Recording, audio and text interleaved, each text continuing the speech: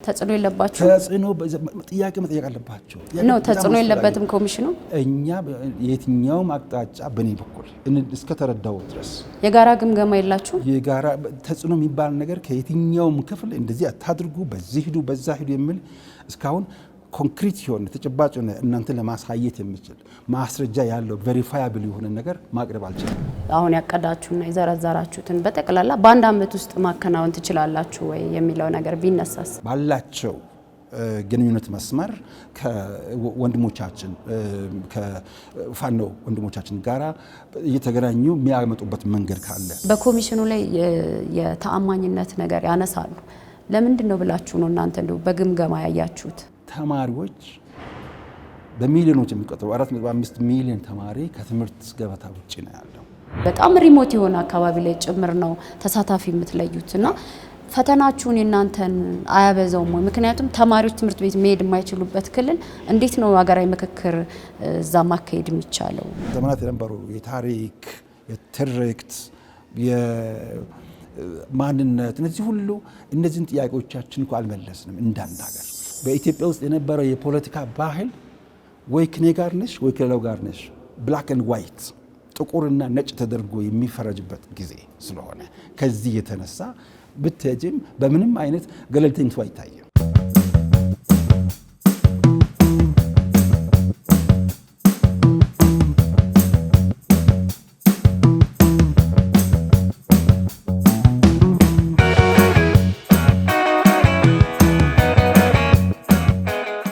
ጥልኝ ተመልካቾቻችን የሳምንታዊ አሻም ወቅታዊ ፕሮግራማችን ነው። በዛሬው ሳምንታዊ አሻም ወቅታዊ ዝግጅታችን ደግሞ የኢትዮጵያ ሀገራዊ ምክክር ኮሚሽን ከሆኑት አንዳቸውን ጋብዘንላችኋል። እንግዲህ የኮሚሽኑን ቀጣይ ስራዎች በሚመለከት እዚህ ውይይት እያደረግን ቆይታ እናደርጋለን። የምንገኘው ደግሞ በኮሚሽኑ ግቢ ነው። እኔ ዝግጅቱን አዘጋጅቼ ወደ እናንተ ማደርሳችሁ ከመላው የካሜራ ባለሙያዎች ጋር ኢየሩሳሌም አለሙ ነኝ። አብራችሁ ቆዩ። ኮሚሽነር ዮናስ ለፍቃደኝነቱ እጅግ በጣም አድርጌ አመሰግናለሁ። መልካም እንግዲህ የኢትዮጵያ ሀገራዊ ምክክር ኮሚሽን በአዋጅ የተሰጠውን የ3 ዓመታት የስራ ቆይታ አጠናቆ በቅርቡ እንግዲህ የካቲት 11 አካባቢ በህዝብ ተወካዮች ምክር ቤት ተጨማሪ 1 ዓመት የስራ ዘመን ተጨምሮለታል። እንግዲህ በቀጣይ የ1 ዓመት ውስጥ ምን አይነት ክንውኖችን ነው ልሰሩ ያቀዳችሁት የሚለውን እንደው ባጭሩ እሷን ጠቅሰውልን እንጀምር እስኪ። የሚቀሩትን ስራዎች መስራት ነው። የሚቀሩት ምንድናቸው ሊባል ስለሚችል በተለይ በፌደራል ደረጃ ያሉ ተቋማትና ድርጅቶች ማህበራት አሉ። ከነሱ የሚሰበሰብ አጀንዳ አለ እና እሱን አልሰበሰብንም። ስለዚህ እሱን በተመለከተ ስራ ይሰራል። በጣም በቅርብ ጊዜ የሚታዩት የምትሰሙት ነው የሚሆነው። ሁለተኛው በአማራ ክልል የተሳታፊ ልየታ አድርገን በክልል ደረጃ የምናከናውረው ግን ገና አልጨረስንም፣ አልፈጸምንም። ስለዚህ እሱንም እጅግ በጣም ባጠረ ጊዜ ውስጥ እንጀምራለን። የምትሰሙትና የምታዩት ነው የሚሆነው። ሶስተኛው በትግራይ ክልል ሌሎቹ ያደረግነውን ከተሳታፊ ልየታ እስከ አጀንዳ ማሰባሰብ ድረስ ስራዎች አልተሰሩም። ነገር ግን እስካሁን ድረስ ወደ መቀሌ እየሄድን ከአመራሮች ጋር በተለይ ከክቡር አቶ ጌታቸው ረዳ ጋር ከአመራሮች ጋር እዚህ ተገናኝተን ስራውን መስራት እንደምንችል እና ደግሞ አዎንታዊ አመለካከት እንዳላቸው ከእሳቸው ጋር ጥሩ የሚባል ግንኙነት አድርገናል። ሌላው ከመምህራን ጋር በተለይ አራቱም ትግራይ የሚገኙ ፓብሊክ ዩኒቨርሲቲዎች አሉ። እነሱን ደግሞ እዚህ ጠርተናቸው ከነሱ ጋር መሬት ላይ ያለው አቅም እንደሚመስል እንደ ምሁራን ትምህርት ለሀገር እድገት ሀገርን በሰላማዊ መንገድ ለመቀየር እጅግ መሰረት ስለሆነ ከትምህርት ተቋም መሪዎች ከነሱ ከምሁራን ጋር ሰፋና ጠለቅ ያለ ስብሰባ አድርገን ችግሮችንም እንደገና ደግሞ መፍትሄ ሀሳቦችንም ጭምር ከነሱ ማግኘት ችለናል። በተመሳሳይ ሁኔታ ደግሞ ከሲቪል ማህበራት መሪ ጋር እንደዚሁ ተገናኝተን መልካም የሆነ አመለካከት እንዳላቸውና ስራውን እንደ ፈጣሪ ፈቃድ ኢንሻአላህ በቅርብ ጊዜ ከነሱ ጋር መጀመር እንደምንችል ነው። እንግዲህ ባጭሩ የሚቀሩ ስራዎች እነዚህ፣ ሌሎች ደግሞ ውጪ ከሚኖሩ ኢትዮጵያውያን በተለይም ከዲያስፖራው ማህበረሰብ ጋር እንደዚህ በአካል ተገናኝተን ከነሱም አጀንዳቸውን መውሰድ እና በሀገራዊ ምክክር ጉባኤ ላይ የሚሳተፉትን እነሱን ማስመረጥ እነዚህ ናቸው የሚቀሩት። እዚህ ላይ ምናልባት ለአድማጭ ተመልካች ግልጽ እንደሆን ቀደም ሲል በዙም አማካይነት ተገናኝተን ከነሱ ከሁሉም ጋር በአጠቃላይ በመላው ዓለም ከሚገኙ ኢትዮጵያውያንና ትውልደ ኢትዮጵያውያን ጋር መገናኘታችንን ማስታወስ እንፈልጋለን። በተጨማሪም ደግሞ እዚህ በሀገር ውስጥ የሚገኙ ዲያስፖራ አባላት ወክሎ እዚህ ያሉት አጀንዳቸውን የመጀመሪያ ዙር ማስረከባቸውንም ጭምር ማስረዳት እንፈልጋለን። በአጭሩ እስካሁን ድረስ እነዚህ የነበሩ ስራዎች ናቸው እና ትልቁ ስራችን በጣም ትልቁ የሚቀረው ሀገራዊ ምክክር ኮንፈረንስ ነው።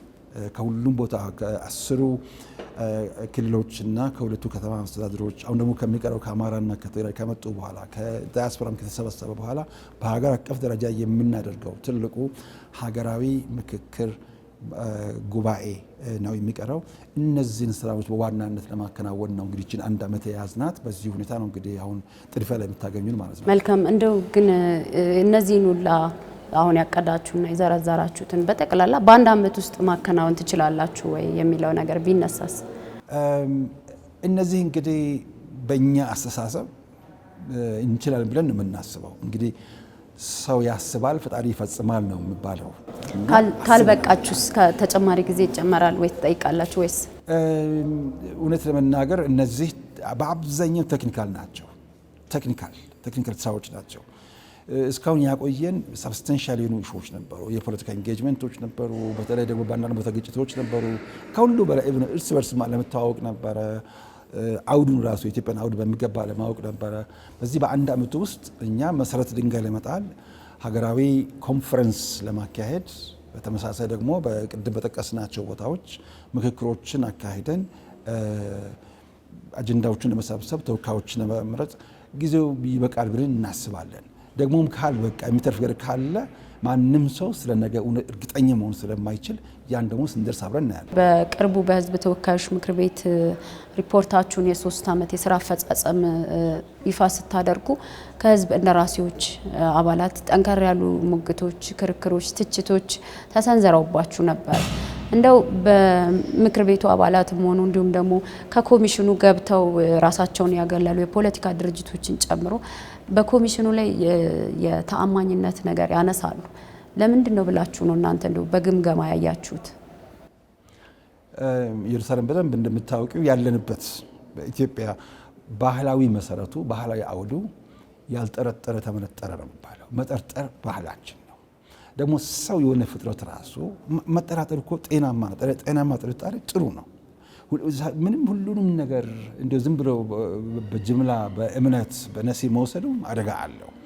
ስለዚህ ምናልባት ከባህላችን፣ ሁለተኛው ደግሞ በሀገራችን ውስጥ በምክክር እንደ ሀገር ተስማምተን ችግሮቻችን ለዘመናት የነበሩ የታሪክ የትርክት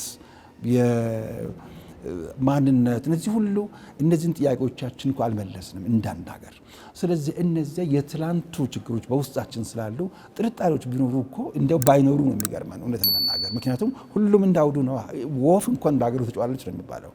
ስለዚህ ከሀገራችን የፖለቲካ አውድ የተነሳ ማለትም እስካሁን የነበረው ጠልፎ መጣል ነው፣ አሸናፊ ሁሉን መውሰድ ነው፣ ሁሉም አሸናፊዎች ነው የሚሆኑበት የሚፈጠሩበት ሁሉም አሸናፊዎች የሚወጡበት የፖለቲካ ምህዳር ገና እየተፈጠረ ነው ያለው።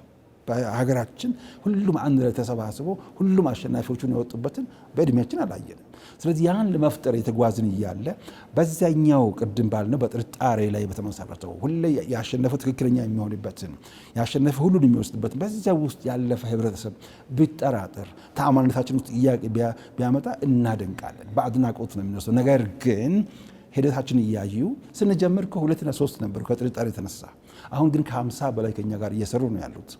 ስለዚህ ፈረሱም ሜዳውም እንደምንለው ይሄው ፈረሱም ሜዳውም እያዩ እየተመለሱ አብሩን የሚሰሩ እጅግ በርካታ ስለሆኑ እንደው ምናልባት ኖሩ ደስተኛ ነኝ። ችግር የለም። ምናልባት ለእናንተ የሚያቀርቡላችሁ ነገር ጥርጣሬያቸው ለምሳሌ አንድ ቡድን ለምሳሌ የፖለቲካ ድርጅት እንበልና ከእናንተ ራሱን ሲያገል በዚህ ምክንያት ነው ብሎ ሊያቀርብ ይችላል።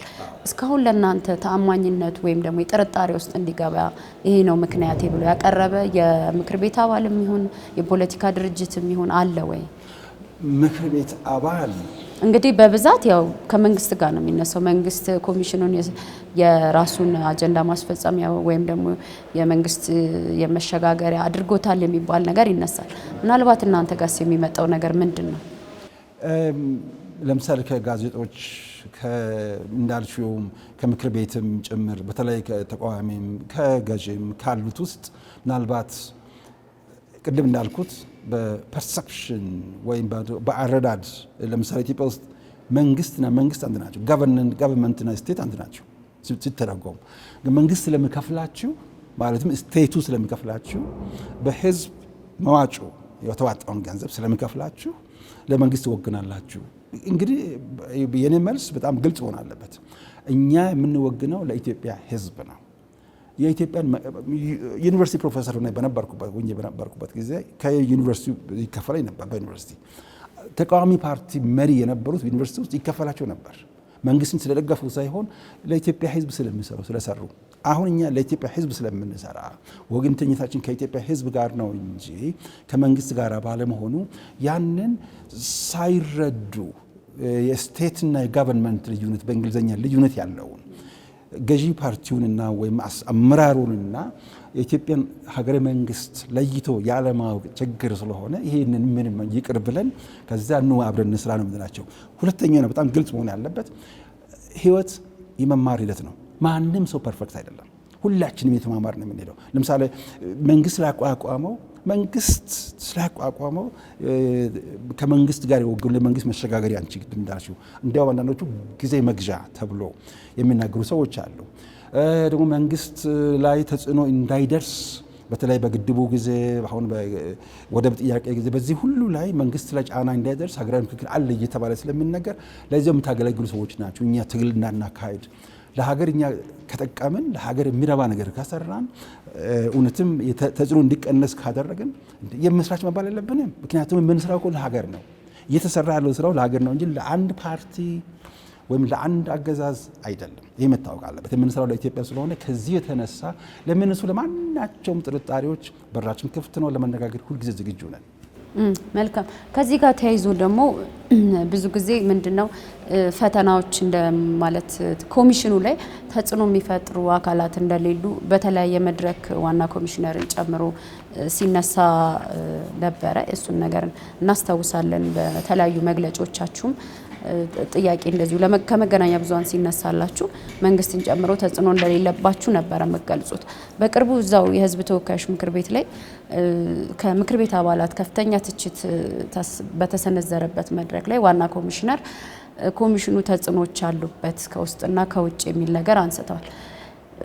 በፊት ካላችሁት ጋር አይጋጭም ወይ? ይሄንን በጣም ጥሩ ጥያቄ መጠየቅ አለብሽ። እሳቸውን ነበር ከነ ይልቅ የጋራ አይደለም የምትሰሩት? የጋራ ነው የምንሰራው። ነገር ግን ያልኩት ላይ ብቻ መሰረት ብታደርጊ በጣም ደስ ይለኛል። ሞር ክሊር ለመሆን እኛ ለምሳሌ ተቃውሞ ካልተነሳ ክላስ ውስጥ ፒኤችዲ ተማሪዎችን ዶክተር ተማሪዎችን ማስተምረው እነሱ እንዳለ የኔን ፖይንት ከተቀበሉ በቃ ትምህርቱ ዋጋ የለውም ነው በኔ በኩል። ተጽዕኖ የለባችሁ? ተጽዕኖ ጥያቄ መጠየቅ አለባቸው ነው። ተጽዕኖ የለበትም ኮሚሽኑ?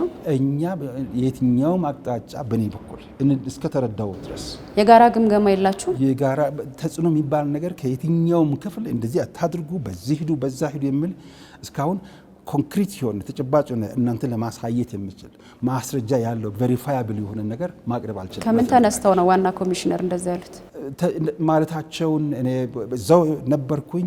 ተጽዕኖ ደርሶብናል ያሉት ነገር ካለ እኔ እንግዲህ ቅድም እንዳልኩት ነው ለክላሪፊኬሽን እሳቸው መጠየቅ ይቻላል እንጂ በምንም አይነት ከመንግስትም ይሁን ኢቭን ከፖለቲካ ፓርቲዎች ራሳቸው ምንድነው ትንሽ እንቅፋት ወይ ቻሌንጅ ወይም ተግዳሮት የነበረው ምንድነው ሁላችንም አንድ ላይ እንዳንሰራ የተወሰኑ ፓርቲዎች ደብዳቤ ጽፈንላቸው አልመጡም እስካሁን ድረስ። ግን እኛ ግን ጥረቱን እንቀጥላለን። ይህን ተጽዕኖ ብለን አንወስድም። በነገራችን ላይ አሁን ስንሄድ ራሱ መንገዳችን ሁሉ ምንም እንቅፋት የሌለበት ከሆነ ችግር አለው። ተግዳሮቶችን እድሎች አድርገን ነው የምንወስደው። ስለዚህ ከውስጥም ከውጭም ተጽዕኖ የለባችሁም? ተጽዕኖ የሚባል ነገር በግልጽ እንደዚህ አንፓክ ካልተደረገ ምን ለማለት እንደተፈለገብናል ካስረዳሽኝ መናገር እችላለሁ። እንግዲህ ደግሞ የምክር ቤቱን ቪዲዮ ማየት ይችላሉ ብዬ አስባለሁ። ከህዝብ ተወካዮች ምክር ቤት የተነሳውን ጥያቄ ተከትለው በደፈናው ነው የኮሚሽነርም የመለሱት የውስጥና ከውጭ አካላት ብለው ነው በደፈናው። ለኛም ግልጽ ስላልሆነ ነው ለእርሶ ጥያቄውን ያነሳሁት። በግምገማችሁም እንግዲህ እሱን ካልዳሰሳችሁት ወደ ሌላ ጥያቄ ማለፍ እችላለሁ። ሌላው ከዚሁ ከእናንተ ቀጣይ ስራ ጋር ተያይዞ በአማራ ክልልና በትግራይ ክልል ነው ያው የአጀንዳ ማሰባሰብ እንዲሁ ተሳታፊዎችን መለየት አጀንዳ ማሰባሰብ ምክክር መድረክ ማድረግ የቀራችሁና ሁለቱ ክልሎች ላይ የዘገያችሁበት እንግዲህ በተለያየ መድረክ እንደገለጻችሁት ከነበረው የጸጥታ መደፍረስና እንዲሁም ደግሞ ከሰላም የፕሪቶሪያው ሰላም ስምምነት ጋር ተያይዞ በትግራይ እንደሆነ ይታወቃልና አሁን አማራ ክልል ላይ አሁን ባለው ነባራዊ ሁኔታ ማለት አስቻይ ሁኔታ አለ ወይ ተሳታፊ ልየታ ማድረግም እንዲሁም ደግሞ በቀጣይ በአንድ አመት ውስጥ ምክክርና አጀንዳ የማሰባሰብ የምታደርጉበት አስቻይ ሁኔታ አለ ወይ? ክልሉ እንግዲህ ሰፊ ነው እንደሚታወቀውና እንዴት ነው እሱ ነገር ምን ላይ ነው ያለው? በጣም ጥሩ።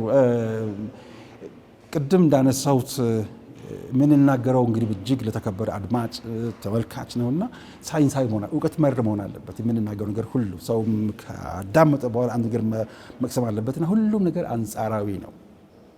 ሁሉም ለምሳሌ አሁን ሙሉ በሙሉ ሰላም የሚባል አሜሪካ ውስጥ የለም። ችግሮችን ያየን ነው። ኢትዮጵያ ውስጥ አማራም ክልል ለምሳሌ በአብዛኛው ሰላም ባሉባቸው ሁኔታዎች እንደገና ደግሞ ግጭት ውስጥም ያሉበት ሁኔታዎች መኖራቸውን በአይናችን ያየነው ነው። አንጻራዊ ሰላም ግን ባሉባቸው አካባቢዎች በደንብ አድርገን ከ8 ወረዳዎች በስተቀር የት አካባቢ ማለት ነው? ባህር ዳር ክላስተር፣ ጎንደር ክላስተር፣ ወሎ ክላስተር በጣም እንደዚህ ግልጽ ሲሆን ሰው ደስ ይለዋል። እና ልክ ለዚህ ነው ምሳሌ ቅድም ያልኩት ለዛ ነው። ምክንያቱም ስፔሲፊክ ሲሆን ኤቪደንስ ቤዝ ሲሆን ቅድም እንዳልኩ እውቀት መር መሆን ስላለበት ነው። ሁሉም ነገር በደፈናው መሆን የለበትም። ጀነራል ከሆነ በፍጹም አስቸጋሪ ነው የሚሆነው። እንዲያውም አንዱ የጆርናሊዝም ፕሪንሲፕል ክሬዲቢሊቲ ነው። ክሬዲቢሊቲ ደግሞ ክሮስ ቼክ ሲደረግ እውነት መሆኑ ሲረጋገጥ ነው ያን ሪላያብል የሚባል ነገር የሚመጣው ወይም አስተማማኝ ነው የሚባለው። እና ለዚህ ነው ቀደም ሲል ምሳሌ ስትምናል እሱም ያው የእናንተ ነጥብ ስለሆነ ነው በደፈናው ነው የሚያነሳው። አፈልገው ቱ ቢሆን አላስገባው ክሪቲካል ቲንክ አዝ አ ፕሮፌሰር በዩኒቨርሲቲ እንደማስተምር ምንም ለተማሪዎችም ግልጽ ለህዝባችን ግልጽ መሆን ግልጽነት ነው አንዱ መመሪያችን ራሱና አሁን በእነዚህ በአራቱ ክላስተሮች ነው አማራ ክልል አካባቢ እንትን ያልነው። ጎንደር ነበርኩኝ። እዛ በጎንደር ክላስተር ከህዝቡ ጋራ የተቀረጹ ሚዲያዎች እንደ አምላክ ፈቃድ ወደፊት የሚታዩት ነው የሚሆነው።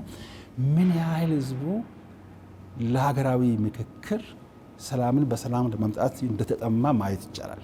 ቪዲዮዎችን በማየት በእውነት ነው የምለው። በተመሳሳይ አካባቢው ከሚገኙት ወገኖች ጋር በመነጋገር አንዳንድ የሰማኋቸውን በሚዲያ በተደጋጋሚ የተናገርኩት ኢቭን ከተመለሱ በኋላ ከግጭቱ ተመለሱ በኋላ እስር ቤት ማለት ማረሚያ ቤት ያሉ ወንድሞችም እንዳሉ ከነሱም ሰምተን ለአመራሮችም ጭምር እየተናገርን ማናቸውም ወደዚህ ከመጡ በኋላ ምንም አይነት ተጽዕኖ በነሱ መደረግ የለበትም። ተጽዕኖ ተብሎ ከተተረጎመ ማለት ነው። ሁለተኛውና በጣም ትልቁ ነገር ተማሪዎች በሚሊዮኖች የሚቆጠሩ 4.5 ሚሊዮን ተማሪ ከትምህርት ገበታ ውጭ ነው ያለው። አማራ ክልል ያገኘሁት ኢንተርቪው ማድረግ ነበረብኝ። እንዳልኩት ስራዬ የሰላም ምርምር ነው። ከዛ ሰላም በሀገሬ እንዲኖር ማድረግ ነው። የነዚህ 4 ሚሊዮን ያንግ ወጣት ተማሪዎች ወደ ትምህርት ቤት መሄድ እኛን የሚያሳስብ መሆን አለበት፣ ስጋት መሆን አለበት። ይህንን በትግሉ ላይ በትጥቅ ትግሉም ላይ የሚገኙ ወንድሞቻችን፣ መንግስትም ሁላችንም በጣም ሲሪየስሊ ማሰብ መቻል አለብን። ይሄን እንደ ሀገራዊ ምክክር ኮሚሽነር ብቻ ሳይሆን እንደ አባትም ጭምር እንደ ምሁርም ጭምር ምክር ሀሳብ አቅርባቸዋል። እናንተ እነዛ ተማሪዎች ለማን አቀርባችሁ?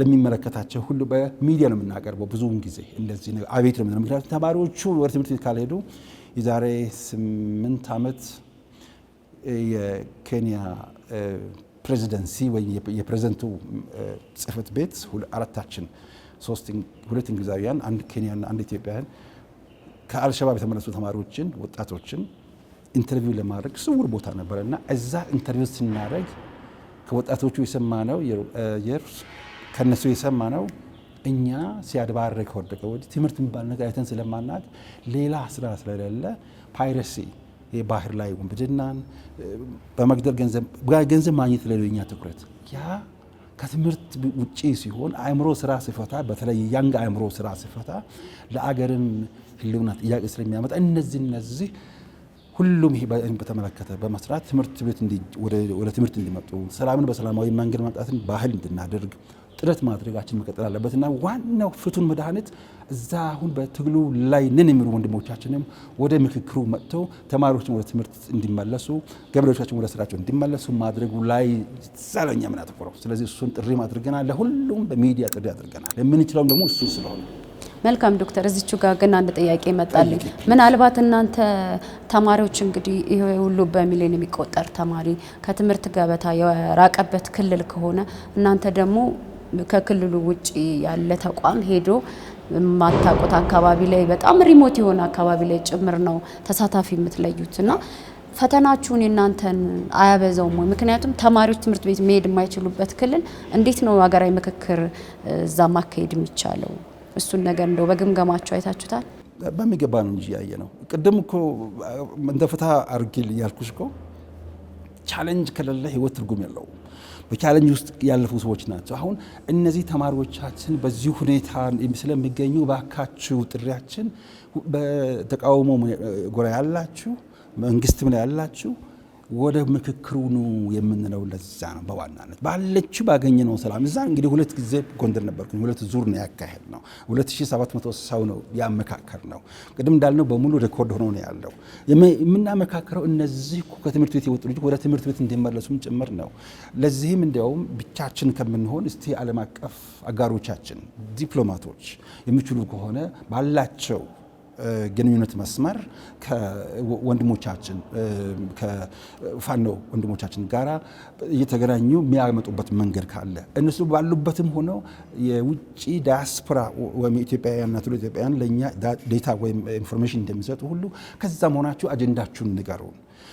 ሶስተኛው ሸማግሌዎቻችን የሃይማኖት መሪዎቻችን ሄደው በተቻለ ወይም ሀሳባቸውን አምጡልን፣ ሀሳባቸውን እያመጡ ነው። ስለዚህ ትልቁ የኛ ኮንሰርን በዚህች ሀገር ሰላም እንዲኖር ስለሆነ ያንን ስራችንን በሚገባ እየሰራ እንገኛለን። በተገኘችው አጋጣሚ ሁሉ ሰላምን በሰላማዊ መንገድ ለማምጣት ጥረት ማድረግ የኛ ስራ። መልካም። ምናልባት ከዚሁ ጋር ተያይዞ እዚሁ ክልል ላይ ታጣቂዎች አሉ። እንግዲህ በክልሉ ታጥቀው በመንግስትም በመሳሪያ የሚፋለሙ አካላቶች አሉ።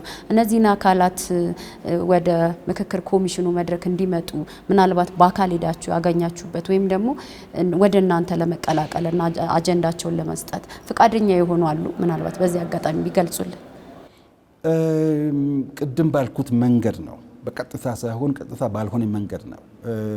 ምክንያቱም ሁሉም እንደ አውዱ ስለሚተረጎም ቅድም እንዳልኩት በኢንተርናሽናል ኮሚዩኒቲ ወይም ደግሞ የዓለም አቀፍ አጋሮቻችን እንትን ላይ ጦር ሜዳ ላይ ያሉ ቀጥታ ራሳቸው ተሳታፊዎቹን እነሱን ያገኝታችኋል?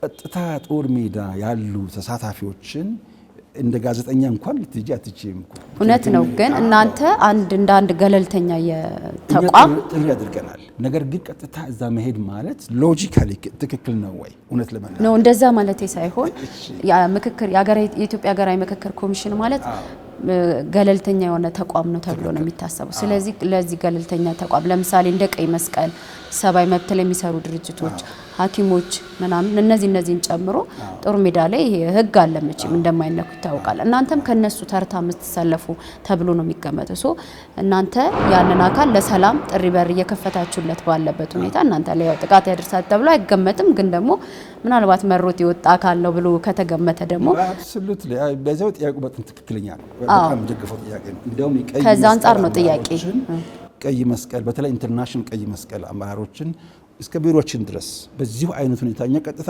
ብንሄድ ቅድም ባልነው በኢትዮጵያ ውስጥ የነበረው የፖለቲካ ባህል ወይ ከኔ ጋር ነሽ ወይ ከሌላው ጋር ነሽ፣ ብላክ ኤንድ ዋይት ጥቁርና ነጭ ተደርጎ የሚፈረጅበት ጊዜ ስለሆነ ከዚህ የተነሳ ብትሄጂም በምንም አይነት ገለልተኝነት አይታየም። ምክንያቱም ያ ነው በጣም ለዚህ እኮ ነው ቅድም እንዲያውም የመንግስትን ጊዜ ታራዝማላችሁ እስከ መባል ድረስ የተደረሰው። እውነቱ ግን ለሁላችንም የምትበጅ ኢትዮጵያ ለማፍጠር ነበር። መልካም ዶክተር፣ ከአማራ ክልል ወጣ እንበልና እንግዲህ ወደ ትግራይ ክልል ስንሄድ ትግራይ ላይ የኢትዮጵያ ሀገራዊ ምክክር ኮሚሽን ስራውን ያልጀመረበት አንደኛው ተግዳሮቱ እንግዲህ ከዚህ ቀደም እንደገለጻችሁት የፕሪቶሪያው የዘላቂ ተኩስ አቁም ስምምነት ከተፈረመ በኋላ ትግራይ ላይ ስምምነቱ አንዳንድ አንቀጾች አልተፈጸሙም የሚል ነገር እየተነሳ እንደነበረ አስታውቃቸዋል ከዚህ በፊትና አሁን ላይ ስምምነቶቹ ተግባራዊ ተደርገው ነው ወይ ወደዛ ለመሄድ እያቀዳችሁ ያላችሁት? ከጊዜ አስተዳደሩ ጋር በምን ተስማምታችሁ ነው? ባለፈው በ38ኛው የአፍሪካ ህብረት መደበኛ ስብሰባ ላይ መሪዎችን እዚህ መጥተዋል። የቲፒኤልኤፍ መሪዎችን መጥተዋል። የእኛም ሰዎች መጥተዋል፣ ገምግመዋል። ግምገማቸውንም እዛ ሲናገሩ ሰምተናል፣ አይተናልም። በዚህም ጉዳይ በሲጂቲኤን ሲኤንኤን ለብዙዎቹ ሚዲያ በእንግሊዝኛና በተለያዩ ቋንቋዎች እየሰጠን ነበረ፣ በሌላ ፖዚሽን በሌላ አቅጣጫ። ስለዚህ በእኛ በኩል ከቅድም ባልናቸው መሰረቶች ነው። እንዲሁ ዝም ብለን በግምት በድንገት አንሄድም። እያንዳንዱ ውሳኔ የሚወሰነው እውቀት መር ነው፣ ባለን ኢንፎርሜሽን ነው። እነሱ ጋር ሄደን አሁን ከሚዲያም ሰምተን ከምሁራንም ዴታ አግኝተን ከሲቪል ማህበራትም እንደዚሁ ዴታ አግኝተን አሁን ደግሞ ከሃይማኖት መሪዎችም ኢንፎርሜሽን አግኝተን በዚህ መሰረት ላይ ተመስርተን በዚያው መሰረት ነው ውሳኔ የምንሰራው። ሁለተኛውና ትልቁ አሁን ቅድም ከተባለው በላይ በፖለቲካ ፓርቲውና በክልሉ አመራር መካከል ያለው ልዩነት ነው የበለጠ። አሁን አንድ ላይ ቢሆኑ ኖሮ ሌሎቹ ጋር ስንሄድ ምንድን ነው የምናደርገው? ኢየሩሳሌም እያንዳንዱን የክልሉን መሪ የፓርቲ አባላትን የፓርቲ መሪዎችን አንድ ላይ የተቃዋሚም የገዢውን አንድ ላይ ሁልጊዜ አደራ የምንላቸው አቤት ለነሱ የምንላቸው ህዝባችን ብሶት ስላለው ወደ ምክክሩ ስመጣ የፈለገውን መናገር ይችላል፣ ማንንም ማስቀይም ይችላል። ስለዚህ ለሀገራዊ ምክክር ከተናገረው ንግግር የተነሳ ማንም ሰው መጠየቅ የለበትም። ይህንን ቃል ግቡልን፣ ዋስትና ሁላችሁም። እስካሁን ድረስ ፈጣሪ ይመስገን በ12ቱም ቦታዎች የሚታወቃቸው ቦታዎች ማለት ነው ማንም ወደዛ መጥቶ ስለተናገረ የታሰረ የተከሰሰ ሰው የለም። እንደዛ ለማድረግ አሁን ትግራይ ክልል ያለመመቸት አለ። አሁን የፓርቲው አመራርና የአስተዳደሩ አመራር መለያየት።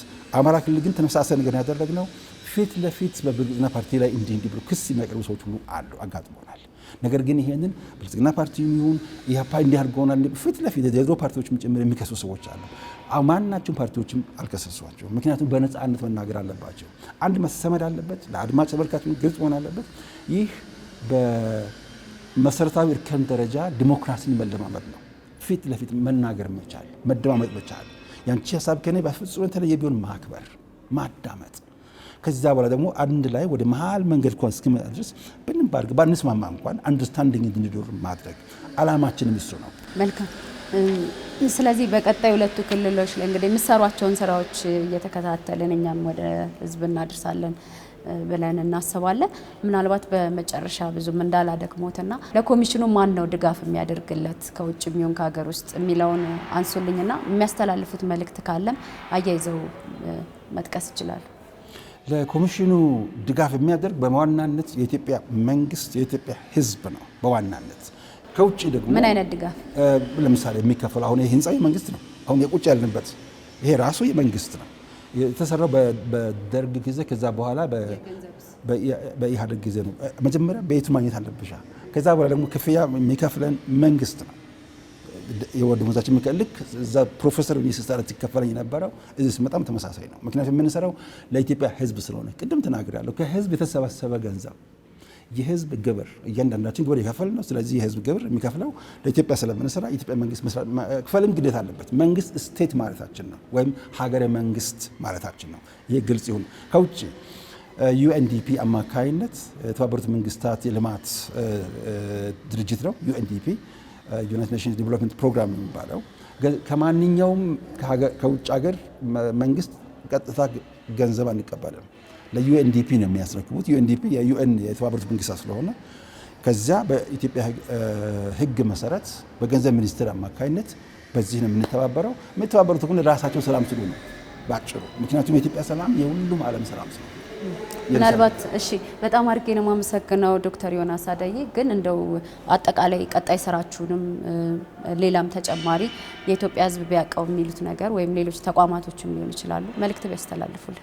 እሺ፣ ከሁሉ በላይ አደራ ማለት የሚፈልገው ሚዲያዎችን ነው። ሚዲያ የማፍረስም የመገንባትም ኃይል አለው። በተለይ ምክክር የሚባል ኮሎምቢያ ነበርኩኝ ዛሬ 2 ወር አካባቢ። ኮሎምቢያ ከ50 ዓመት ውጊያ፣ ግጭት ደም መፋሰስ። ከዚያ በኋላ መንግስትና ግጭቱ ላይ የነበሩ ተቃዋሚዎች አሁን አንድ ለሀገር እየመሩ ነው ያሉት በምክክር። በዚያን ጊዜ ሚና የተጫወተው ትልቁ ሚና የተጫወተው 80% ሚና የተጫወተው ሚዲያ ነው እና ሚዲያ ለሀገራችን ምክክር ምን ያህል መድኃኒት እንደሆነ በማስተማር ሚዲያን በጣም አድራ ማለት እንፈልጋለን። በዚህ አጋጣሚ አሻም ቴሌቪዥን ብዙ አድማጭ ተመልካች ያለው እጅግ የተከበረ ሚዲያ ስለሆነ እስካሁን ስለምታደርጉትን ጥረት በጣም ማድረግ እንፈልጋለን።